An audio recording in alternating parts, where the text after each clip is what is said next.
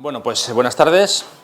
Mi nombre es Rafa Irusta y soy colaborador de CPS y de Canon. Yo básicamente hago paisaje, fotografía de paisaje.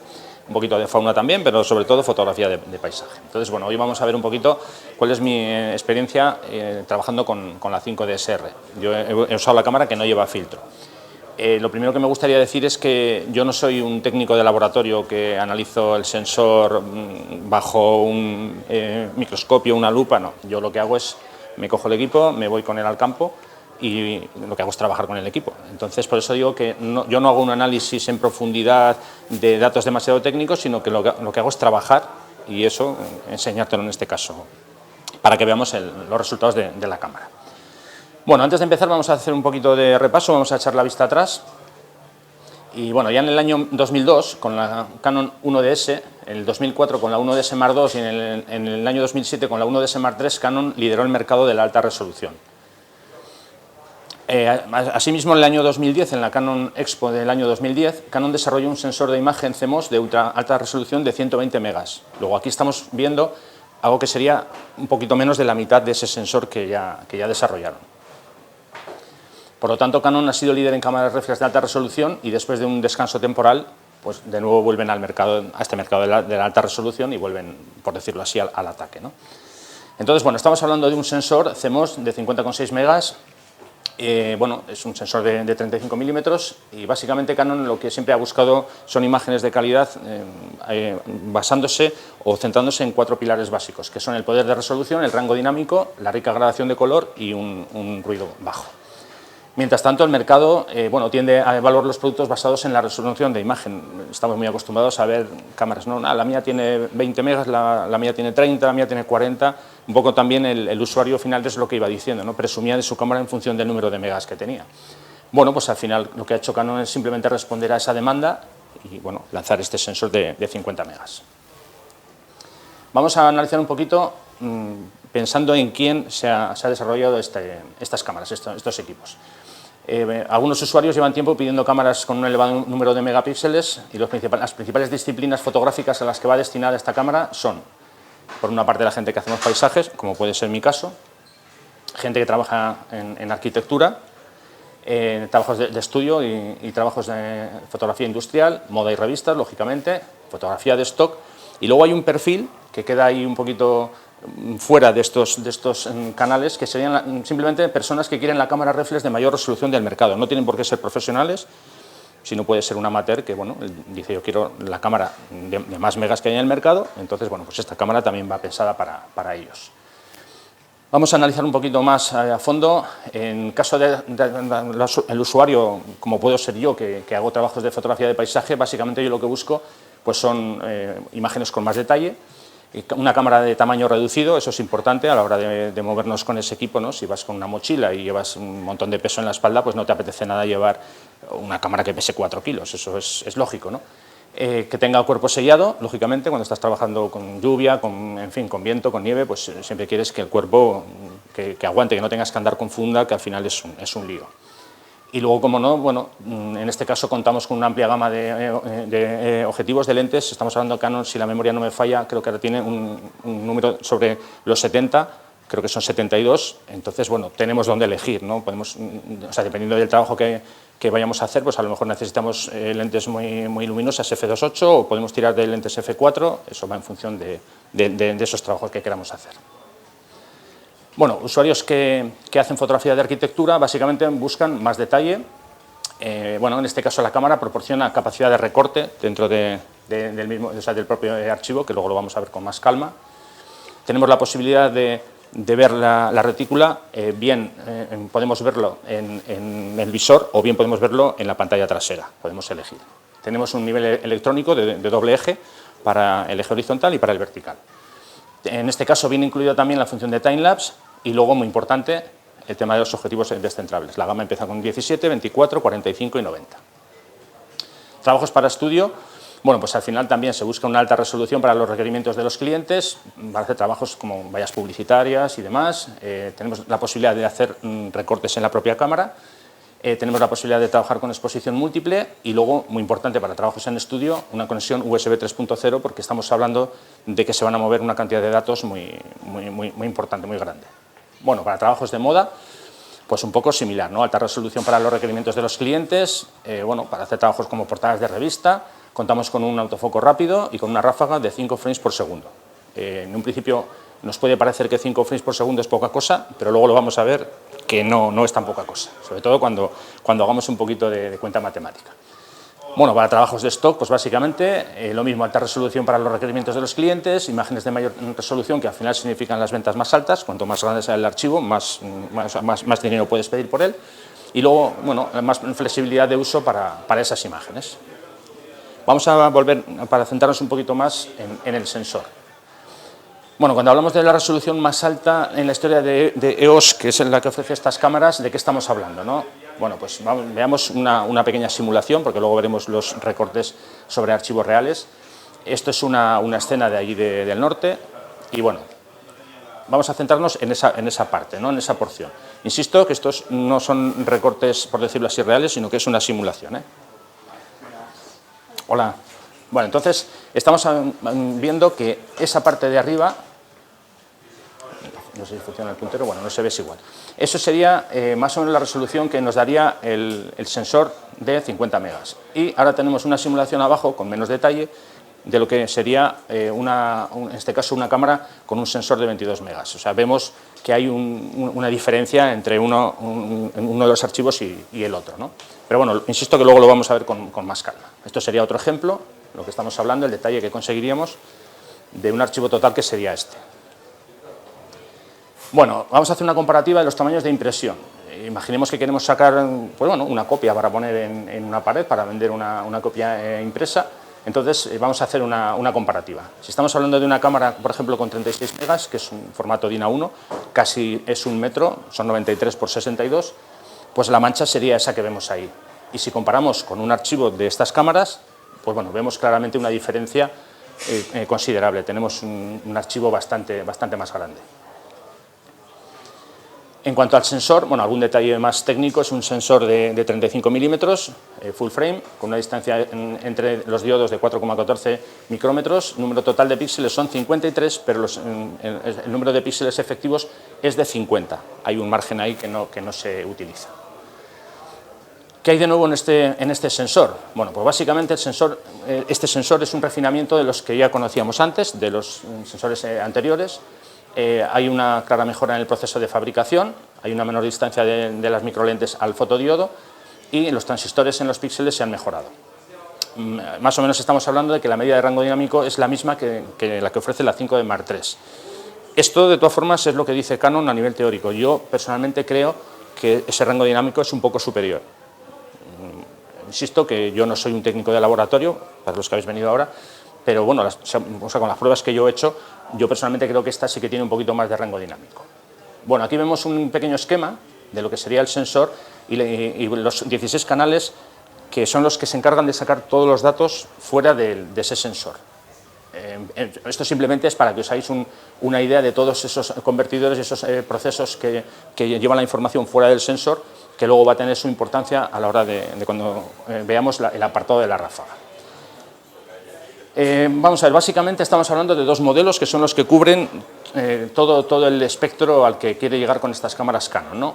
Hablamos de la primera, que sería la EOS 5DS, que básicamente piensa o está pensada para aquellos usuarios que son los aficionados avanzados, para los que cada píxel es importante, los aficionados avanzados y los usuarios profesionales que se dedican a la fotografía de paisaje, o los usuarios profesionales que se dedican en general a la fotografía comercial.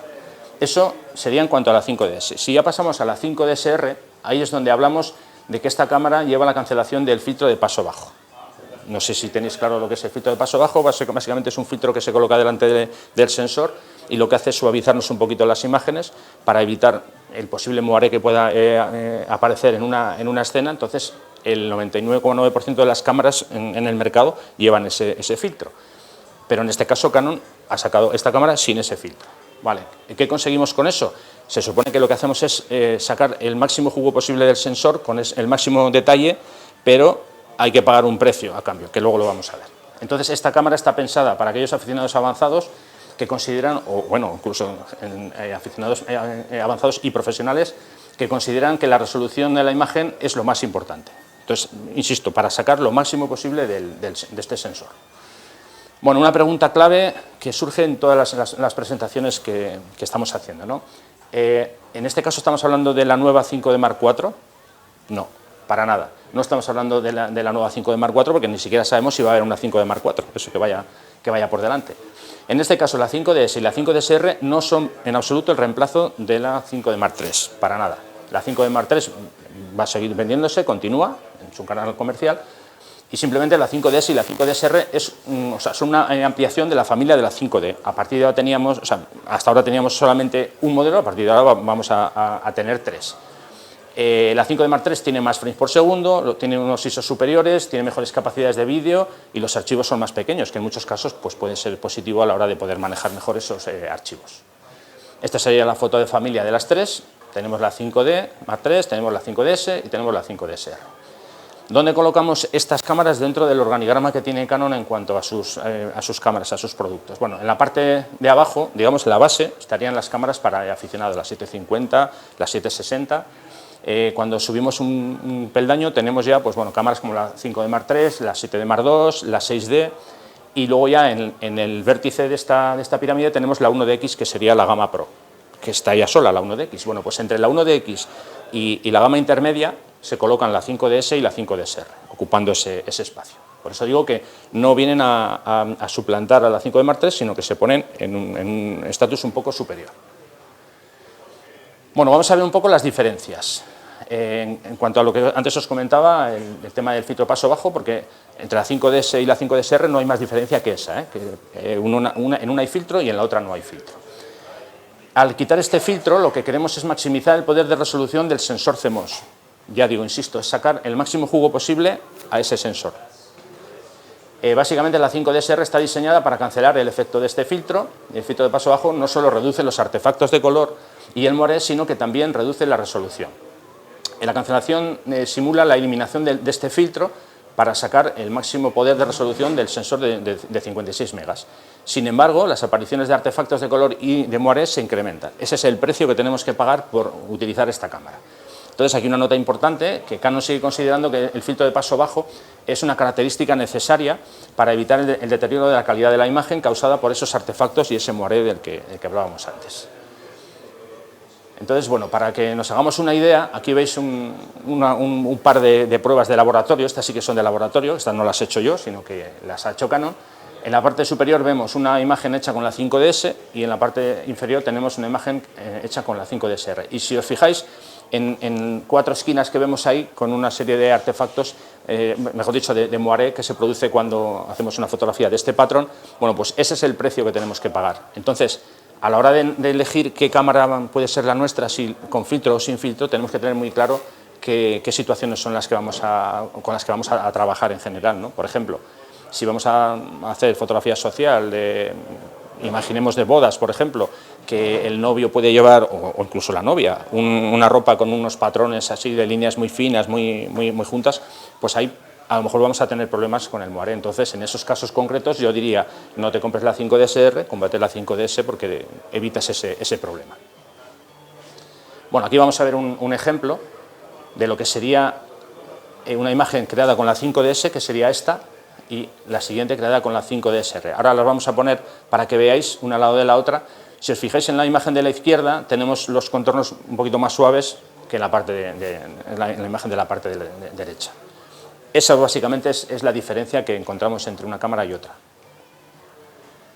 Bueno, derivado de esto, para conseguir una resolución máxima, lo que ha hecho Canon es crear un nuevo estilo de imagen que se llama detalle fino. Bueno, si trabajáis con el revelador de Canon, con el DPP, esto os viene perfecto. Si, por ejemplo, reveláis con un otro programa, como puede ser, pues no sé, el ACR o Lightroom, estos ajustes no sirven para nada, porque al final solamente los lee y es capaz de interpretarlos el DPP de Canon. Eso que vaya por delante. Bueno, básicamente este estilo de imagen lo que hace es que los bordes de las líneas finas y de los detalles se definen mejor, conseguimos que haya menos halos alrededor de los contornos de los objetos. Y bueno, pues eso, básicamente está creado para sacar, insisto una vez más, el máximo jugo de este sensor. Hay unos nuevos ajustes de nitidez dentro de este estilo, que es como si estuviéramos trabajando con Photoshop, como si estuviéramos creando una máscara de enfoque a los archivos. Entonces, bueno, tenemos 3 ajustes, que sería el primero, el de la fuerza, por decirlo así, que es el valor a nivel genérico. Luego tenemos el ajuste de radio y el de umbral, que es, insisto, como si fuera una máscara de capa de Photoshop. Entonces nosotros vamos dando el valor y ya digo, si luego vamos a revelar en Lightroom, esto que hagamos aquí no nos sirve, ¿eh? Lo que pasa es que bueno, nos puede a lo mejor venir bien para tener una referencia en la pantalla en caso de que quieras ver cómo van tus archivos en la pantalla trasera. Bueno, hablamos ahora un poco de ISO y de resolución. El rango de ISO de la 5DS y de la 5DSR va desde 100 hasta los 6400 ampliables, desde 50 hasta 12800. No sé si tenéis claro cómo va el tema del ISO ampliado. Realmente es un ISO que se crea vía software, o sea, no es un ISO nativo. Entonces, realmente, a mí personalmente no me resulta excesivamente práctico, ¿no? Prácticamente no uso nunca ese tipo de ISOs. Yo me quedo con los ISOs, en este caso nativos, arrancando desde 100 hasta los 6400, que obviamente ese sería el tope máximo. Luego vais a ver algún ejemplo. Yo he llegado hasta los 2500, quiero que veáis luego los ejemplos y ya vosotros vais a poder juzgar un poco qué os parece. Bueno, la mayoría de usuarios de este tipo de producto no necesitan sensibilidades de ISO extremo y los que sí que se pueden quejar son aquellos que hacen fotografía nocturna. Si tú quieres hacer, por ejemplo, una fotografía de la Vía Láctea, pues te hace falta ISO 3200 con una lente bastante luminosa. Entonces, para ellos, pues esta cámara, iba a decir es complicado usarla, yo casi diría que es que yo no la recomiendo. Para hacer trabajos de ese tipo no la recomiendo. Bueno, la cámara, al igual que otros modelos que ya conocíamos, tiene esta serie de controles personalizables, podemos ajustar nosotros los botones como queramos y bueno, vamos a ver alguna otra característica más. Vamos a empezar con las novedades. Como tenemos que tener en cuenta que esta cámara al final se basa en la 5D Mark III, hereda la mayor parte de sus características y a su vez se le añaden otras características que ya se habían implementado en la 7D Mark II. Bueno, entonces empezamos. Hablamos lo primero del diseño. Básicamente estamos hablando de los cuerpos que son muy parecidos. Ha cambiado el color de los cuerpos, que ahora lo llaman negro titanium. Y luego hay unas pequeñas diferencias que serían, si os fijáis en la parte del pentaprisma, en la 5D Mark III tiene el borde superior más redondeado que el caso de la 5DS y de la 5DSR, y el tamaño del logotipo es mayor en las nuevas 5DS y 5DSR. Aparte de eso, se ha cambiado el diseño del dial, que es diferente al de la 5D Mark III, pero por lo demás no hay más cambios estéticos. Veamos un poquito las especificaciones. Bueno, esta cámara tiene una ráfaga de alta velocidad de más o menos 5 frames por segundo. Luego, ahora os voy a leer un poquito así de carrería y luego ya vamos a ir viendo, o sea, punto por punto, ¿de acuerdo? Estamos hablando de un sistema de autofoco de 61 puntos con rendimiento equivalente al de la 5D Mark III, lleva procesadores Dual Digic 6, lleva un nuevo sensor de medición de 150.000 píxeles y 252 zonas, activando el seguimiento, el ITR, que esto ya venía en la 7D Mark II. Lleva un visor inteligente 2 con cobertura de más o menos el 100%, lleva incluida la función antiparpadeo que ya venía en la 7D Mark II, insisto que luego lo vamos a ir viendo cada punto paso por paso. Por fin lleva integrado el intervalómetro y el temporizador bulb, como ya venía en la 7D Mark II. Para la gente que hacemos fotografía de paisaje, pues hombre, se agradece que no tengamos que llevar en este caso el intervalómetro conectado y con el cablecito colgando y demás. Bueno, lleva soporte USB 3.0 para mover los archivos tan grandes que genera y luego tiene capacidad Full HD en 30p. Bueno, ahora vamos con las funciones nuevas que hasta ahora no se conocían, son funciones implementadas en la serie EOS. Empezamos con la opción de recorte. Tenemos dos posibilidades, bueno, hay alguna más que luego lo vamos a ver, pero en un principio tenemos la función 1.3x y 1.6x. Esto significa que es como si estuviéramos trabajando con una 1D Mark IV, con el recorte 1.3, o con una 7D Mark II, por ejemplo, que sería el APS-C, que sería el recorte 1.6. Tenemos la función de pantalla de control rápido personalizable, que es la famosa letra Q, que pulsamos y nos lleva a una serie de atajos. Bueno, pues aquí podemos configurar esos atajos. La cámara incluye la función Time Lapse Movie y luego lleva un nuevo modo que se llama prioridad al blanco cuando estamos usando el balance de blancos automático. Vamos a ir poco a poco desgranando todo esto que hemos visto y empezamos con la ráfaga. A ver, estamos hablando de una ráfaga de 5 frames por segundo, que obviamente no es la más rápida del mundo, por supuesto que no, pero tenemos que tener en cuenta que son archivos de más de 50 megas, entonces estamos generando un volumen de datos considerable. Tenemos que pensar que la ráfaga de 5 frames por segundo significa 250 megas. Si yo pulso durante 4 segundos haciendo una ráfaga, estoy generando 1 giga de información que se tiene que grabar en la tarjeta. O sea, estamos moviendo muchísimos datos. Y bueno, esto se consigue gracias a la lectura de datos de 16 canales y al procesador de imagen Dual DX6. El asunto, el punto en el que hablo de la lectura de datos de 16 canales era ese esquema que os enseñé antes con el sensor, que había una serie de rectángulos y demás. Bueno, pues eso es lo que nos facilita el poder mover muchos datos a esta velocidad.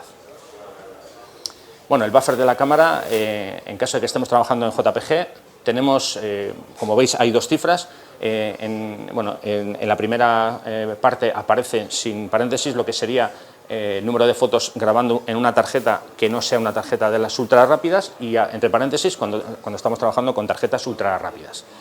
En JPG tenemos más o menos unos 31 disparos y con tarjeta ultra rápida 510. En caso de que estemos disparando en formato RAW, tenemos 12 disparos con una tarjeta normal y 14 si estamos usando una tarjeta ultra rápida. Y ya si disparamos en RAW más JPG, bueno, pues tenemos 12 disparos con una tarjeta normal y 12 con una tarjeta de las ultra rápidas.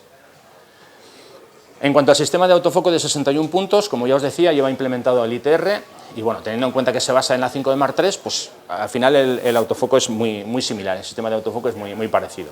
Llevan el mismo sensor de 61 puntos y aquí lo que sí que han hecho es introducir el sistema que llevaba la 7 de Mark II, como antes os comentaba, el ITR, que es un seguimiento que primero busca caras dentro de la escena y si no encuentra caras, pues ya busca diferencia entre los colores, eligiendo los 3 canales de color.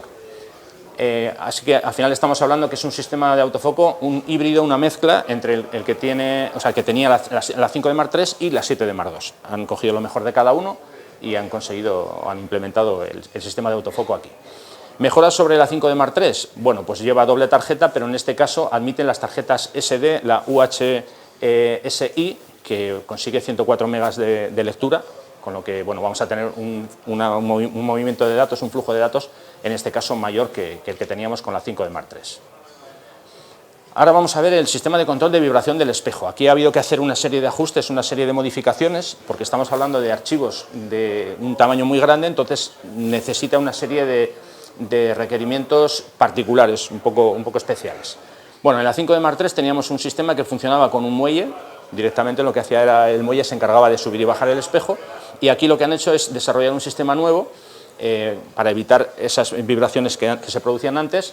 En este caso, como digo, no es lo mismo un archivo de 22 megas que uno de 50, entonces han creado un sistema que funciona con 2 levas y un motor, y es el motor el que se encarga de realizar esa función de subir y bajar el espejo. Lo vamos a ver en una animación para que os hagáis un poco una idea de cómo es el nuevo sistema. Bueno, ahí estamos viendo, ahí aparece el sistema de las 2 levas y ahora el motor, que realmente ese motor es el que se encarga de subir y bajar.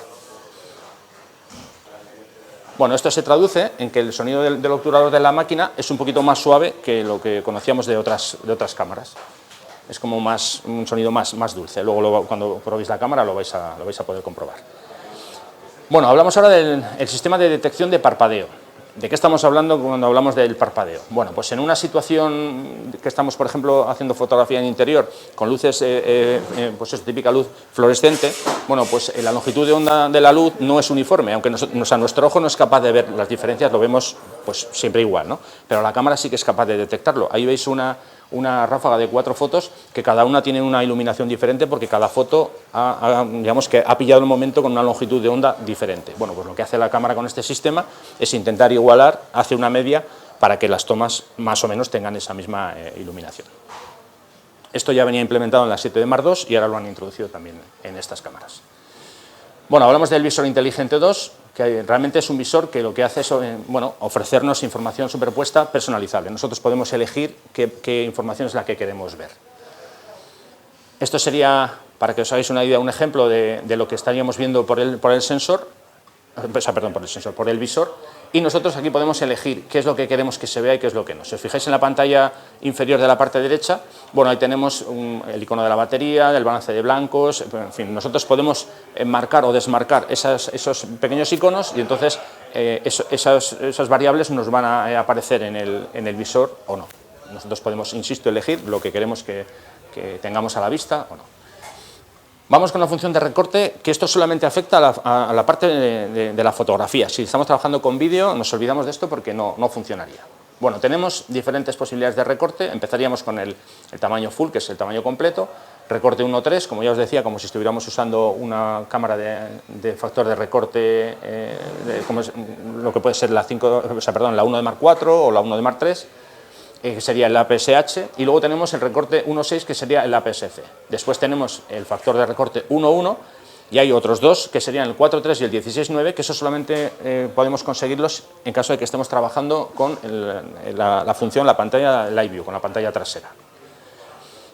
Una vez que elegimos qué radio queremos o qué recorte queremos utilizar, tenemos una posibilidad de ajustar o bien máscara o bien contorno. Esto significa que la parte que nos va a quedar fuera del recorte, si usamos la función máscara, lo que queda es más oscurecida, y si usamos la función de contorno, pues simplemente nos aparece un rectángulo marcando la escena, la parte que se va a ver.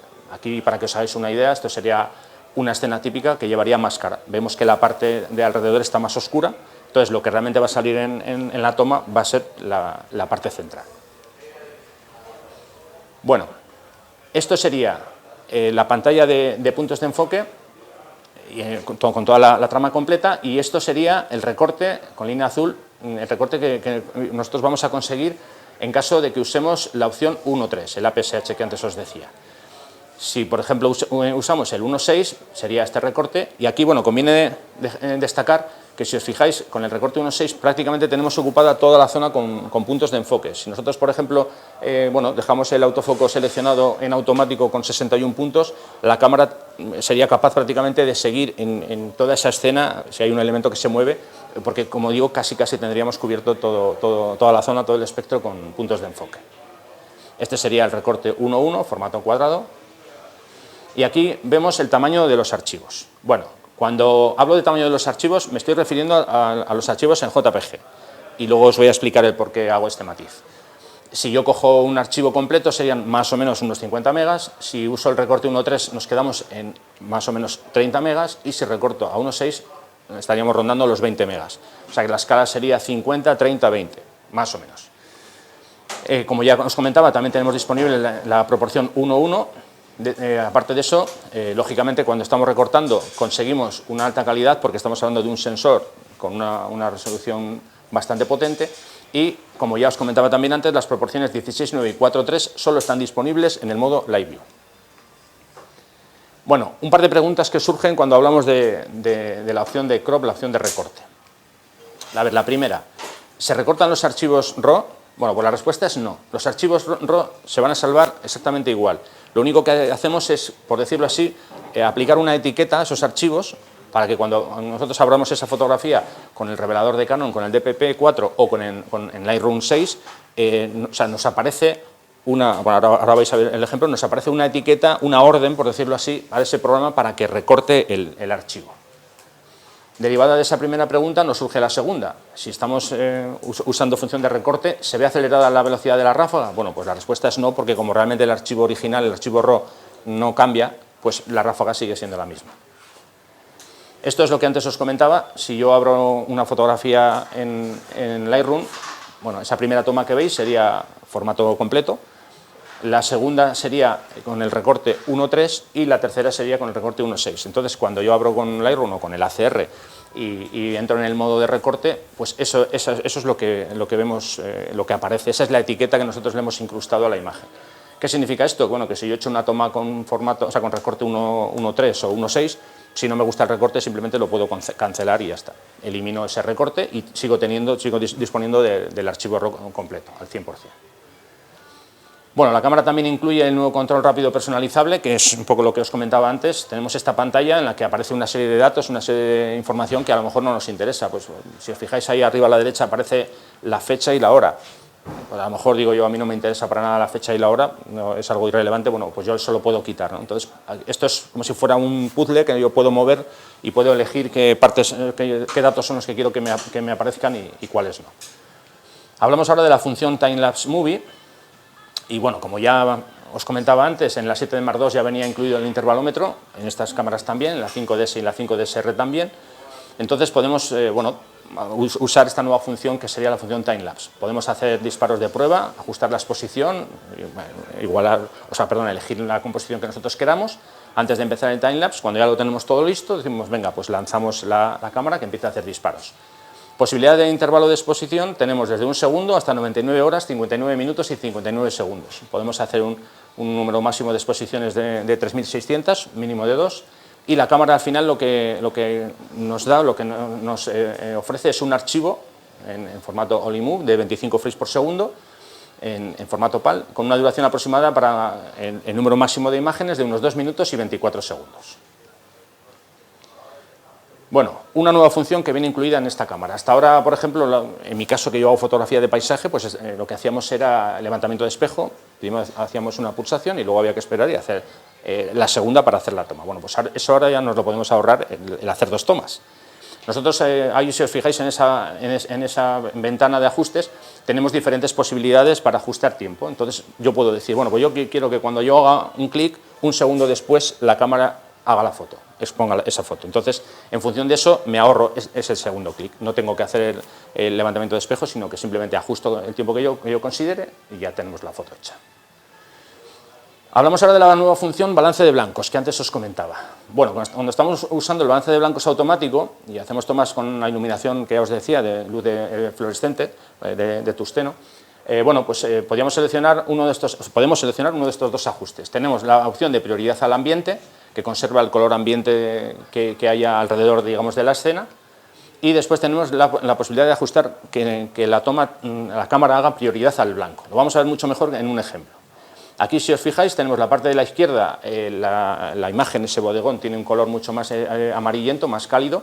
Sin embargo, la imagen de la parte derecha lo que hace es basarse en el color blanco. Si os fijáis, sobre todo en la parte de los platos, ahí vemos que está mucho más blanco que el anterior. Entonces, nosotros podemos elegir, en función de nuestras necesidades, lo que queremos.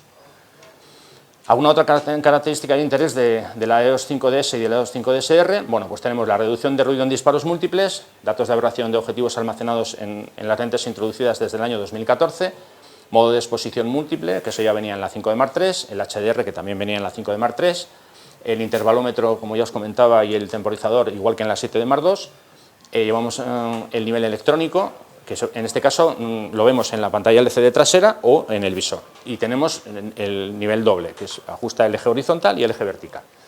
Y luego, muy importante, conexión USB 3.0 de alta velocidad.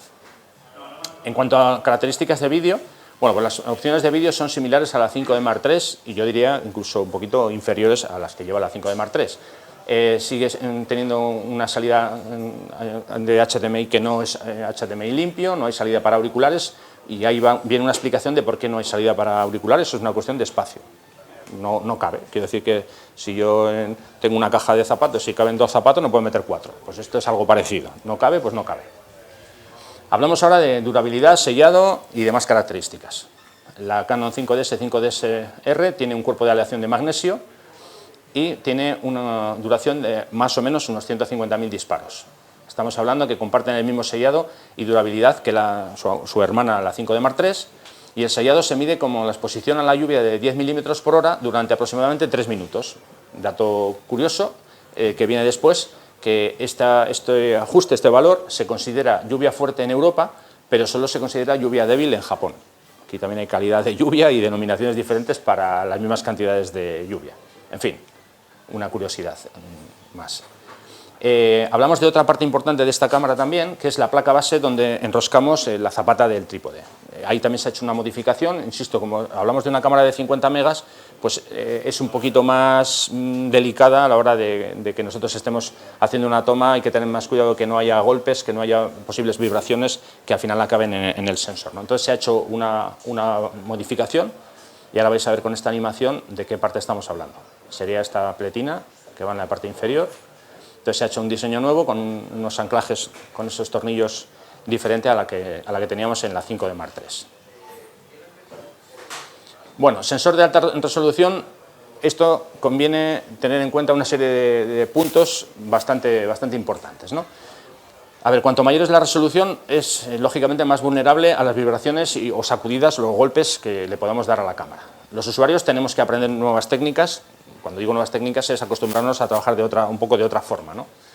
Las trepidaciones de la cámara van a suceder a velocidades de obturación donde antes no se producían, por eso digo que son un poquito más caprichosas. El problema de la difracción, o sea, lo que es el ablandamiento de las imágenes trabajando con las aberturas demasiado pequeñas, pues también va a estar como, por decirlo así, más presente con este tipo de sensor. Y, lógicamente, cualquier problema en los objetivos va a ser mucho más evidente. Si yo tengo un buen objetivo, ese objetivo, vamos a conseguir que brille, ¿no? Pero también, si tiene algún pequeño defecto, pues este sensor es un poco más chivato de lo habitual. Bueno, en caso de que estemos trabajando con el DPP-4 de Canon, tenemos la posibilidad de corregir esa difracción dentro de unas medidas y el tema de los posibles fallos de aberraciones de los objetivos y demás. ¿Más puntos a tener en cuenta? Bueno, el tema del tamaño de los archivos. Estamos hablando de que son archivos de gran tamaño. Entonces, si yo estoy trabajando en archivos JPG, aproximadamente puedo tener archivos de 20 megas. Hombre, también dependiendo de la escena pueden ser de 8 megas. Quiero decir, si yo estoy haciendo, por ejemplo, una escena de un hayedo que hay mucha rama y demás, mucha hoja, pues eso, vamos, me puedo ir tranquilamente a los 29 megas en JPG. Sin embargo, si es una fotografía de un paisaje, no sé, un paisaje marino que no hay demasiado detalle en el agua y demás, pues eso pueden ser 8 megas. Pero bueno, yo he puesto una media de unos 20 megas. Cuando hablamos de archivos RAW son 55, incluso hasta 59 pueden llegar, y ya si hablamos de archivos TIFF, yo a ellos he puesto 150 megas cuando estamos trabajando con 8 bits. Si en caso que estemos trabajando con 16, hay que duplicar eso, claro.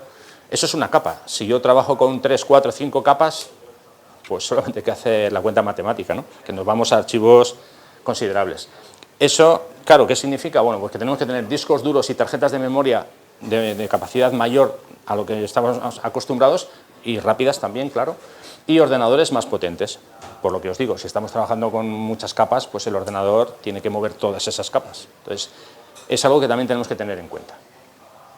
Bueno, hablamos de los accesorios, y básicamente, como son cámaras de la serie 5D, pues nos sirve la empuñadura de la 5D Mark III, nos sirven las baterías, aunque estas llevan una batería nueva, es una batería un poquito más potente, pero bueno, también no podemos usar las anteriores. La unidad de GPS, la GPE2, y luego, en el caso, para aquellos que tienen la 7D Mark II, digamos que se podían utilizar también la parte de los accesorios de la 7D, pero había alguna excepción, como es el caso. El módulo Wi-Fi, hay que cambiar el cable, porque lleva un cable USB 3.0, y hay que hacer una actualización de firmware, pero aparte de eso se puede utilizar sin problema. Además de eso, lleva un nuevo protector de cables cuando estamos trabajando en estudio, pues para evitar tirones y demás. Entonces, este nuevo protector se fija al cuerpo de la cámara con 2 tornillos de seguridad, y al final lo que conseguimos es que los puertos HDMI y USB 3.0 estén un poquito más resguardados, vamos. Bueno, hasta aquí ha sido un poco la parte teórica. Entonces, si queréis, me hacéis alguna pregunta ahora y luego ya os voy enseñando las pruebas. ¿Os parece? ¿Alguna pregunta? Yo sé que tú tienes alguna. Sí. No, es que antes has mencionado que la gama tonal, digamos, que era capaz, era similar a la 5D Mark III. Sí. ¿Cuánto es esto técnicamente? ¿Cuántos diafragmas, digamos, es capaz de registrar? Vuelvo a lo que te decía yo en un principio. Yo no soy técnico de laboratorio, yo no te he hecho la medida. De todas formas, te voy a poner unos ejemplos que a lo mejor te van a situar un poco mejor, pero bueno, está bien que me hagas la pregunta. Luego, si quieres, cuando veamos esas pruebas, podemos concretar alguna cosa más. ¿Alguna otra pregunta más que tenías? Que sé que tienes alguna más. A ver, de alguna manera ya lo has dicho, el tema de las ópticas que no tienen una gran calidad, Sí. evidentemente se va a ver cualquier defecto que tengan. Sí. La pregunta es, con ópticas que tienen un diseño más antiguo, Sí. ¿realmente van a poder funcionar con este sensor? A ver, funcionar sí, pero insisto, vas a tener que tener ahí presente que esas vergüenzas que tenga las va a sacar a la luz. Son ópticas que aparentemente funcionan bien, lo que pasa es que el diseño quizás, no sé, estoy pensando... Sí, pero, por ejemplo, no sé, el 2470 que me decías antes, pues a lo mejor tiene más aberraciones cromáticas, bueno, a lo mejor no tiene más que la versión nueva, pues vas a tener que pelearte un poco más con ellas, pero en principio no es algo que no vayas a poder solventar, vamos. O sea, quiero decir que no es que con esas ópticas no vayas a poder usar la cámara, no, tampoco es eso. Lo único que sí que yo quiero que sepas que son lentes más viejas y esas posibles vergüenzas se las van a sacar, pero que eso no significa que no vayas a poder usar la cámara, ¿eh? ¿Alguna duda más? Y cuando hablas de las aberraciones cromáticas, Sí. como mencionabas antes que había el moiré y otro tipo de Sí. defectos que Sí. puede haber. ¿A qué tipo de defectos te referías? Vale, a ver, yo voy a hablar por mí. Yo en los meses que llevo con la cámara, yo no me he encontrado con ese problema en ningún caso, ni como haré. Claro, yo trabajo, pues ahora lo vais a ver, fotografía de naturaleza, donde no hay patrones así muy marcados. Entonces, eso que te digo yo es un poco más teórico, porque, insisto, es que yo no me lo he encontrado, pero yo sí que creo que tengo que avisarte que puede pasar que pues en algún momento dado que pueda surgir alguna aberración rara, pero ya digo, a mí no me ha sucedido. Pero bueno, yo por si acaso yo te digo que cuando usas la 5DSR podría darse ese caso, pero yo te digo sinceramente que yo no he tenido ese problema.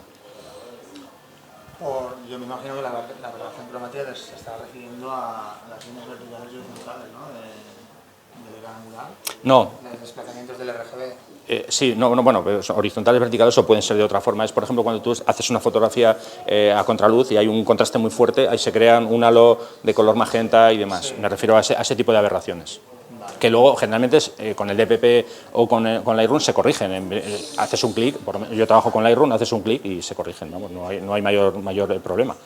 Pero bueno, insisto, yo digo que puede suceder que aparezcan más en lentes más viejas, sobre todo. Claro, es que teóricamente eso es la mejora, por lo menos cuando yo he hecho fotografía con ópticas sí. descentrables de Sí. arquitectura. O sea, en el caso en el que yo trabajo con los 224 descentrables, sí. Una de las grandes diferencias era esta. Entonces, claro, si ahora con un sensor, esto es echar marcha atrás, es ¿cómo? No, pero tú tienes el 24, la versión 2. Sí.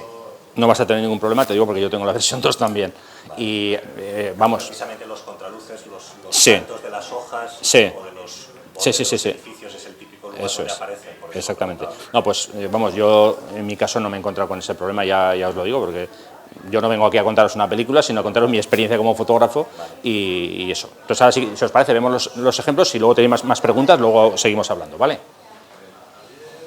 Bueno, aunque yo no hago fotografía urbana en ese sentido, yo soy más de salir al campo y demás, bueno, he querido cubrir un poquito más campos aparte del mío. Bueno, esto es una escena de Bilbao, un amanecer muy normalito, con el 2470 f2.8, la versión 2, y bueno, esto sería la escena completa y ahora me voy a centrar en una parte de esa escena, es esa leona que tenemos ahí, y esto sería un recorte al 100%, para que veáis un poquito lo que es capaz de ofrecer este sensor. Esto también sería en Bilbao, esto sería la estación del norte, entonces ahora cogemos la parte central y esto sería recorte al 100%. También con el 2470, el f2.8, la versión 2. Seguimos avanzando.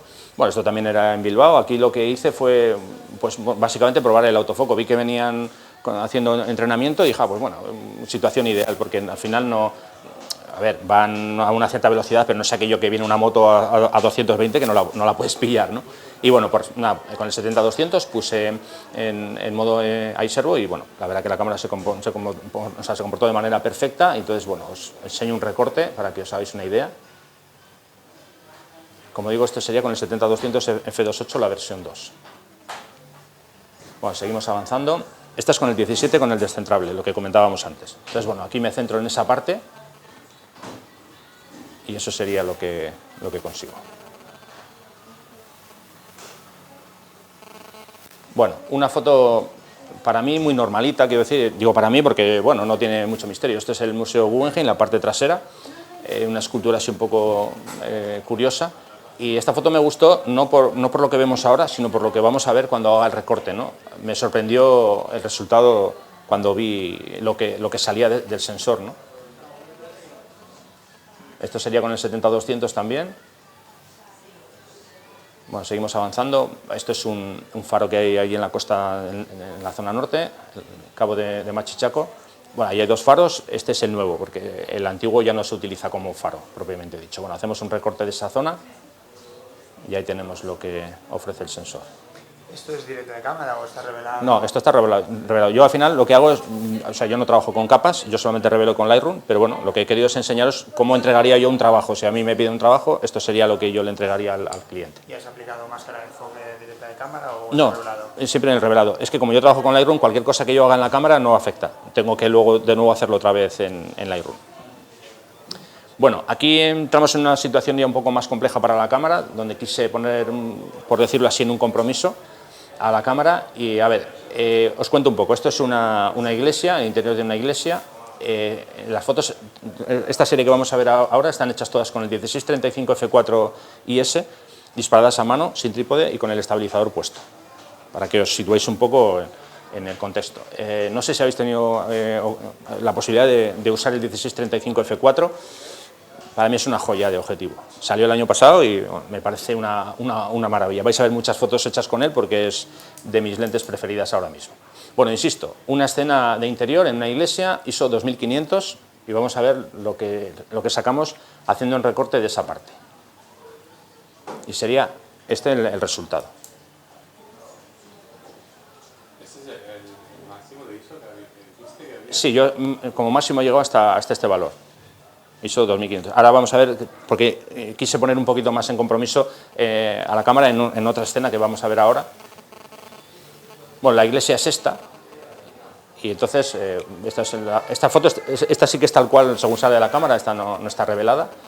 Y entonces yo me centro en esa parte de abajo, esa parte que veis, que es una de las zonas más oscuras de la escena. Y realmente lo que se ve es esto, recorte al 100%, la foto sin revelar y o sea, sin hacer nada más que importarla dentro del Lightroom. Y entonces dije, bueno, voy a levantar las sombras a ver lo que consigo. Vale, levanto las sombras, lógicamente aparece ruido porque estamos levantando la zona oscura. Pero bueno, para que veamos el contexto total de la foto, que sería este, cuando yo levanto las sombras y ya revelo la foto, sería algo así. Si luego, por cierto, porque bueno, estamos viendo en una pantalla grande, si luego queréis verlo en el ordenador no hay ningún problema, podemos ver los archivos en el ordenador por si queréis ver con más detalle, ¿de acuerdo? Este sería el ejemplo, el antes otra vez y el después para que veáis, rellenando las sombras. Hay alguna situación más que vamos a ver más adelante, ¿eh? Esto sigue siendo del interior de la iglesia, como digo, con el 16-35, disparando a mano, sin trípode. ¿Hay alguna más? Vale, aquí vamos a hacer un recorte en esa parte. En este caso el ISO es un poco más bajo, ISO 1600, y el resultado sería este. Bueno, cambiamos un poco de escenario y esto vuelve a ser otra vez la costa del norte. Esto es una plataforma de gas que hay en la costa vasca. Y bueno, pues veis una escena normalita, no tiene gran misterio. Lo que pasa que encierra un pequeño truquito, y es que realmente esto no es la escena completa, sino que la escena completa es esta. O sea, lo que habéis visto antes era un recorte de esta escena, ¿no? Para que os hagáis una idea, lo que podemos sacar de un tamaño tan grande de archivo que nos da para recortar y recortar. Otro ejemplo en el que quise ver, aquí vamos con la pregunta que tú me has hecho, quise ver hasta dónde podía levantar las sombras de un archivo. Entonces hice esta foto, vuelve a ser otra vez el Museo Guggenheim, la parte trasera, y lo que hice fue centrarme en esa zona de la derecha. Bueno, vamos a ver al 100% lo que se ve. Esto es lo que se ve recortando al 100%, la imagen está simplemente importada, recortada, y bueno, vemos ahí que hay un vigilante de seguridad. Entonces dije, bueno, vamos a levantar esto, a ver qué pasa, levantando 2 pasos de golpe. Estos son 2 pasos sin reducción de ruido, ¿vale? Y ahora dije, voy a aplicar el reductor de ruido normal que yo utilizo, los valores normales, y dije, bueno, pues este es el resultado que consigo. Pero como 2 pasos me parecía poco, dije, vamos a darle un poco más de caña y vamos a levantar 3 pasos, que sería esto. Estos son 3 pasos sin reducción de ruido, dije, venga, vamos a reducir el ruido a ver qué pasa, y consigo esto. Bueno, dije, no está mal, pero me apetece un poco más, ¿no? Y dije, venga, vamos a ir con 4 pasos a ver lo que me da. Ya con 4 pasos ya estamos rozando, digamos, la sobreexposición de la foto, ya estamos dando demasiada luminancia a la foto, pero bueno, dije, venga, voy a quitar el ruido a ver lo que conseguiría, ¿no? Y esto sería levantando 4 pasos las sombras, a lo bestia, y reduciendo el ruido. ¿Vale? Bueno, pues este sería el resultado final de la foto. Lógicamente, en la parte derecha, en la foto final, no he tenido que levantar 4 pasos porque no era necesario. Eso lo he hecho para ver un poco hasta dónde podía llegar, ¿no? Bueno, vamos con otro escenario. ¿Desde el Lightroom? ¿Eh? Desde el Lightroom. Desde el Lightroom, sí. ¿Y la reducción de ruido lo haces desde el Lightroom? Desde el Lightroom, sí. Cambiamos de escenario, nos vamos a los bosques de Gorbea, que están ahí también en la zona norte, y bueno, aquí se da una situación un poco así elegida aposta, digo, para que veáis que lo que hago es, dentro de una foto, que es esta, hay otra foto, y la otra foto que hay dentro de esta sería ese recorte que vemos ahí, que sería esta foto. Esto es un recorte al 100% también, donde creo que ya vemos un poquito mejor, con más claridad, lo que es capaz de ofrecernos este sensor de esta cámara, ¿no? Vamos a ver algún recorte más. Seguimos allí mismo en los bosques de Gorbea, nos centramos en esa parte central, y bueno, ahí vemos la capacidad de detalle que conseguimos. Todas estas fotos están hechas con el 16-35, ya os he dicho que soy un enamorado de esa focal, en este caso, vamos, han hecho un trabajo... ¿Hay enfoque aplicado? ¿Cómo? ¿Hay enfoque aplicado? Sí, como digo, esto es lo que yo entregaría a un cliente, o sea, mi trabajo ya sería, ese resultado es el que yo entregaría a un cliente. Has dicho antes que uno de los problemas podía ser trabajar con diafragmas excesivamente cerrados. Sí. Yo veo que ahí estabas trabajando a F16, Sí. prácticamente supongo que es uno menos del máximo, me imagino. Sin problema, ¿eh? Y sin problema. Sin problema, sí. A ver, yo como mucho suelo llegar hasta F16, pero si tengo que usar F22 no pasa nada. Si a lo mejor tengo una escena que quiero sacar, imagínate, típica escena del sol con formato de estrella, cierro a F22 y tampoco pasa nada. Claro, lo que no hago es tirar siempre a F22. Porque yo, por ejemplo, si necesito un tiempo de exposición más largo, pues le pongo un filtro delante y ya está. O sea, al final llego al mismo camino, ¿no? Por eso yo, como tope máximo, yo siempre me marco F16, pero no porque las máquinas no puedan ir más allá, sino porque yo me lo marco como límite. Bueno, esto sigue siendo la zona de Gorbea, y ahora nos vamos a la parte baja de este haya para que veáis. Bueno, ahí no sé si os fijáis en las briznas de hierba, los detallitos con las gotas de agua que están ahí como pegadas, ¿no? Pues eso es lo que consigue el sensor de la 5DSR. Vemos algún ejemplo más. Esto sigue siendo también Gorbea. Otro recorte. Aquí a lo mejor se ve mejor para las gotas de agua, como os comentaba. Bueno, cambiamos ahora de escenario. Estas son unas fotos hechas con el 600 F4 versión 2 y están hechas en el Parque de la Naturaleza de Cabárceno, que me pilla cerca, y bueno, aquí la combinación 5DSR más 600 es, vamos, para mi gusto, brillante. Vamos a ver el recorte de la madre, de la mama osa, para que os hagáis una idea lo que consigue. Aquí estamos hablando de ISO 1250. Vemos algún ejemplo más. Otra escena de la madre con el pequeño, y ahora nos vamos a centrar en el pequeño. Aquí estamos hablando de ISO 2000. ¿Qué hora era? ¿Eh? ¿Qué hora era, más o menos? Esto podían ser las 11 de la mañana, una cosa así. Más o menos 11 de la mañana por ahí. ¿Y por qué la ISO tan alta? Si te fijas, tengo una velocidad muy alta. Claro, yo lo que no quería era que saliera movido ninguno de los bichos. Entonces dije, voy a dar margen suficiente para que no haya ningún problema. Yo lo que quería era congelar la imagen. Entonces dije, necesito velocidad alta, voy a subir el ISO sin problema. Sí, eso es. Bueno, aquí vemos otro recorte, tigre de bengala blanco. Nos centramos en la cara. Seguimos avanzando. Esto sería otro de las aves que tenemos ahí en Cabárceno. Como digo, el 600, aquí ya estamos hablando de ISO 2500, que sería lo mismo que veíamos en la iglesia. Lo que pasa es que, claro, el ambiente es diferente el que teníamos allí al que tenemos aquí. Aquí no, además no hay zonas tan oscuras como teníamos antes, ¿no? No te genera ningún ruido aquí. Por eso digo que es diferente, o sea, con un valor de ISO similar, aquí incluso podía haber tirado más ISO más alto sin ningún problema. Aquí los paparazzis se van a forrar, ¿no? Porque los puntos negros deben salir que no veas. Claro, y sobre todo imagínate que tienes un lienzo muy grande y luego puedes recortar, o sea que... Por eso digo, los granos de la cara. Así es. Más de uno se va a cabrear, va a decir, oye, que me está sacando aquí... Bueno, aquí vemos otro ejemplo de recorte. Y bueno, yo creo que ya veis, más o menos os hacéis una idea de lo que consigue. Ahora ya van una serie de fotos sin recorte para no hacer todas con recorte, que se hace un poquito pesado, y bueno, vemos diferentes escenas. Todas estas, como digo, con el 600 F4 versión 2, el IS versión 2. Aquí una un poquito más íntima de la madre con el pequeño. Volvemos a la zona de Gorbea y volvemos a mi 1635.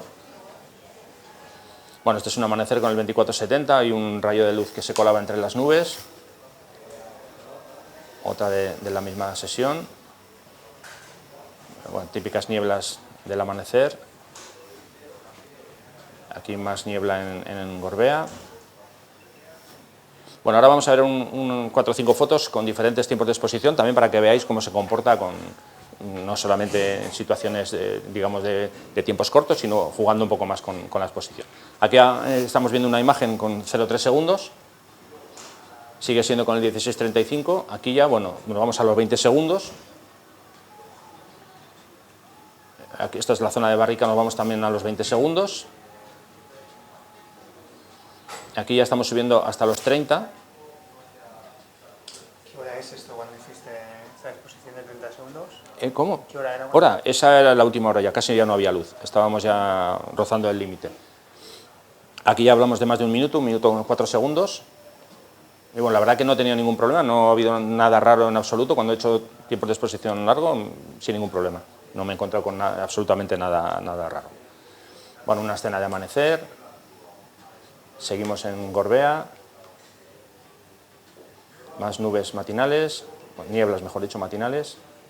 Bueno, esto es una escena un poco curiosa porque es una cascada de niebla que allí no se suele dar.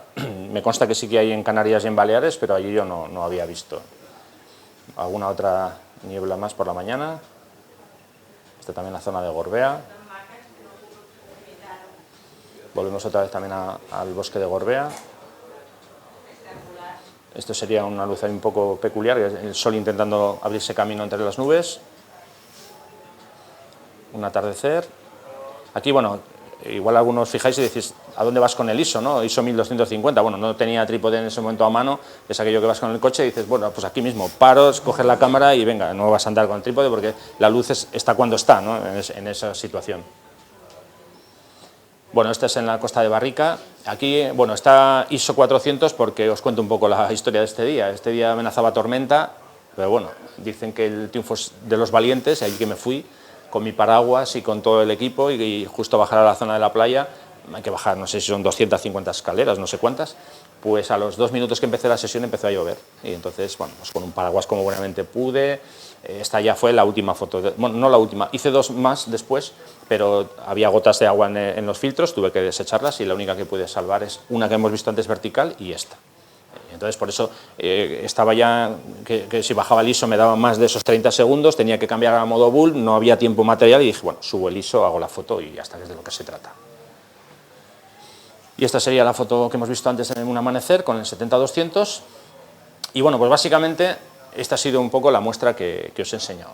Comentaros que ahora mismo hay una promoción hasta el 16 de enero del año 2016, comprando la 5DS, 5DSR o la 5D Mark III con un número concreto, o sea, con unas lentes concretas, que eso mejor que os comenten aquí en la tienda, vais a poder conseguir hasta 300 euros. ¿De acuerdo? Y bueno, pues por mi parte eso ha sido todo. Si queréis hacer más preguntas, aquí estoy. El comportamiento de las cámaras nos ha parecido muy bueno. La 5DS es una cámara pensada como cámara multipropuesta, todoterreno, para cualquier tipo de aplicación, y la 5DSR una cámara más pensada para trabajos más controlados, dentro de estudio, arquitectura, retrato. Sí que hay una pequeña diferencia de detalle entre una y otra, y nos ha costado mucho encontrar moiré en los archivos de la 5DSR.